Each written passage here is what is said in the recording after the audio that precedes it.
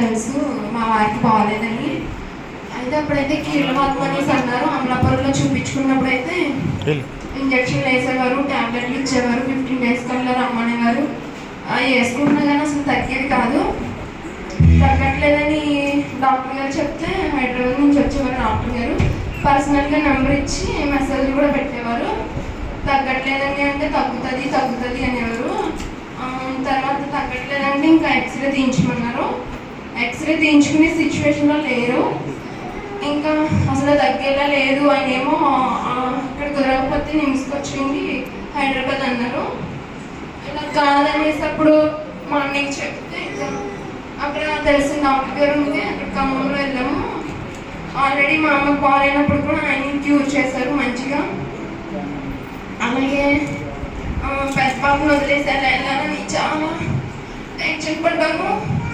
ఒకవేళ తీసుకెళ్తే తనతో పిల్లలిద్దరితో హాస్పిటల్లో తిరగడానికి చాలా ఇబ్బంది అవుతుంది. దేవుడని చాలా బాధపడ్డాను. దేవుడి దగ్గర అయితే 3 వారాలైతే ప్రేయర్ పెట్టించుకున్నాము. మేము లేనప్పటికీ కూడా సంఘస్థులు ఎంతగానో ఒక సంఘం నుంచి ప్రార్థన పెట్టారు. 3 వారాల్లో దేవుడు మాకు ఎంతగానో అద్భుత కార్యం చేశాడు. మా పాప 15 రోజులు వదిలి ఉండడానికి కృప చూపించాడు. అక్కడ 5 days ట్రీట్మెంట్లో దేవుడు ఎంతగానో సహాయం చేశాడు.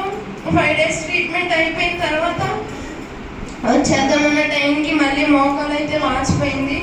మళ్ళీ దానికి ఎక్స్రే తీయించారు, ఏమీ లేదని వస్తుంది. ఫుల్ బాడీ చెకప్ అంతా చేయించారు. కొంచెం లంగ్స్కి, లివర్కి, హార్ట్కి ఇన్ఫెక్షన్ ఉన్నాయన్నారు.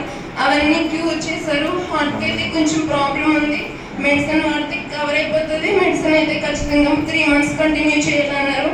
అదైతే జెనెటిక్ ప్రాబ్లం అన్నారు. అదంతా తగ్గిపోవడానికి మీరందరూ కుటుంబ ప్రాంతంలో ప్రార్థించండి. కీళ్ళవాతం అన్నారు కానీ కీళ్ళకి సంబంధించింది కాదు, అది జెనెటిక్ ప్రాబ్లం. దానివల్ల అయితే బాడీ ఫుల్ వీక్నెస్తో ఉంటుందంట. ఇమ్యూనిటీ డిసీజ్ అంటారు దాన్ని. అది కూడా మంచిగా పూర్తిగా తగ్గిపోవాలని మీ అందరు ప్రార్థనలో ఉంచండి. దీనికైతే ఐరన్ చాలా తక్కువ ఉందన్నారు. ఇమ్యూనిటీ పవర్ కూడా చాలా తక్కువ ఉందన్నారు. అవన్నీ మంచిగా పెరగడానికి, మళ్ళీ యథాస్థితిలో రావడానికి మీరందరూ కుటుంబ ప్రార్థనలో ఉంచండి. ఇటు రీతిగా నిలబడి మీ మధ్యన గొత్తిని ఉంటే సాక్ష్యం చెప్తాను దేవుడు అనుకున్నాను. అటు రీతిగానే దేవుడు ఆరోగ్యంగా నడిపించి నిలబెట్టుకున్నారు.